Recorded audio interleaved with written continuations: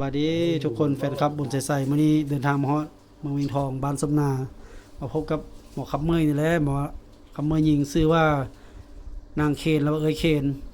หมอแคนแล้วมันชื่อกินเพิ่นสิมาขับเมยไปฟังกันเลยทุกคน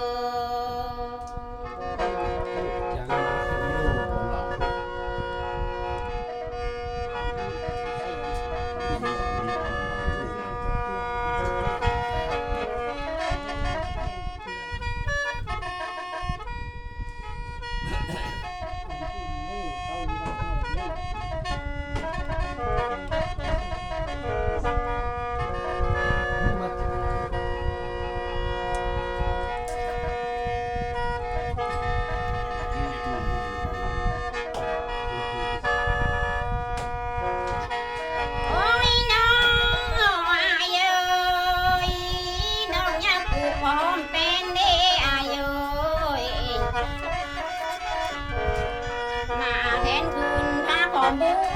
อายเด้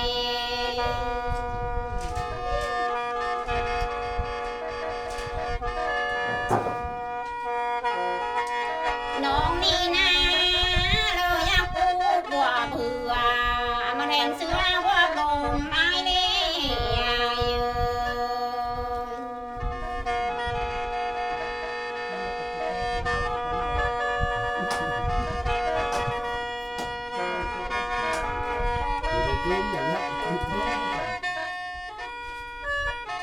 โอ้ยน้องอายเอ้ยเอาให้มาตากน้ำน้องซะแม่อายเอ้ยโดนกินน้องบ่มุงเสียดายเลยอายเอ้ย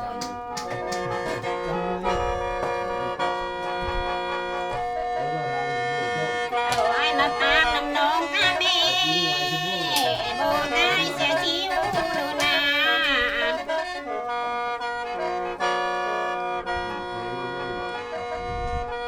น้องนี่นะบ่ติดเด้อก็คือนึงมองบ่ไรอายเอ้ย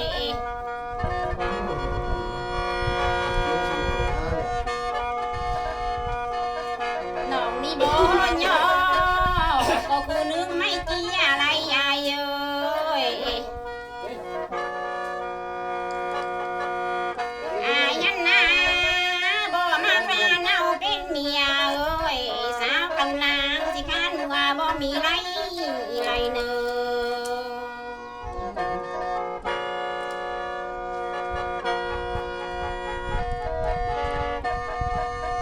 โอ้ยน้อ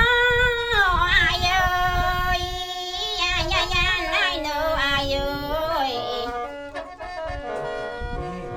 ยานโนนนี่ยันเมื่อยาจนคิงอายไรยายเอ้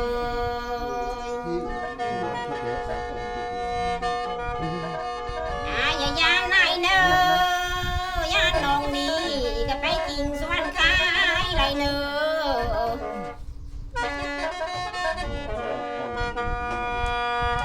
ยานน้องเมื่อผ่ามาลุงยายแม่นบ่มีไรเนออายเอ้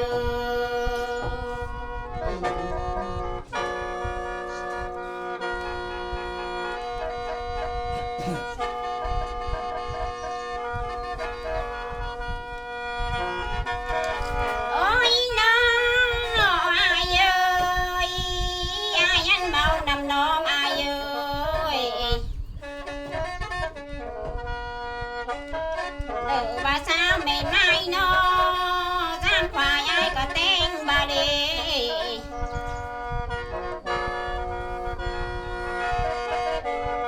สาวไม่ไม้เอ้ยแม่ห่างมันจางอ้ายบ่ลมมันบ่อายเอ้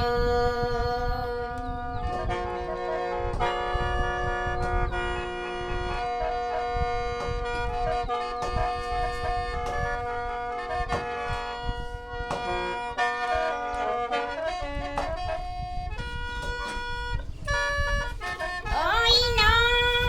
อายเอ้ยเลิกมาทางลายเส้นน้ออายเอ้ยก็สมใจเลือกใจสาแม่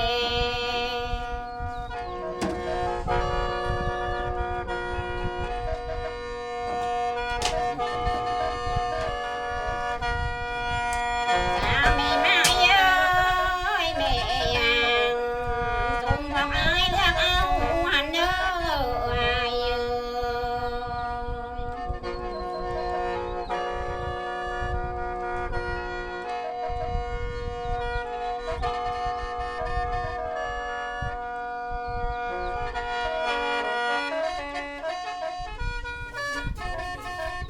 โ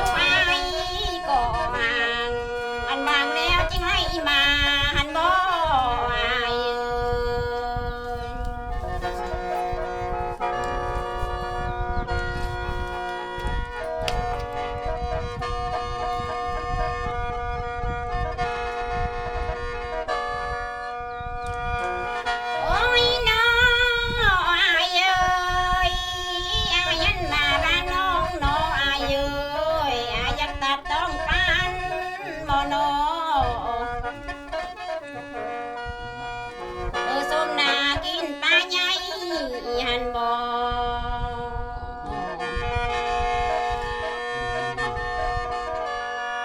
อายันนา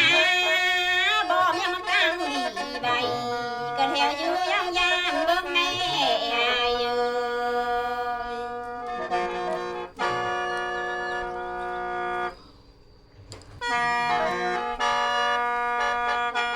โอ้ยน้องอายเอ้ยน้องนี่ลาก่อนเด้อลาตาโปกลาก่อนเด้ออายเอ้ยน้องนี่ลาก่อนเด้อลาตาสองลาโหยไล่อายเอ้ย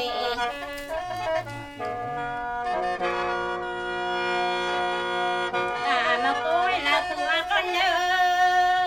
ละมาคือละจุ้มก่อนเอ้ยสนใจเอ้ย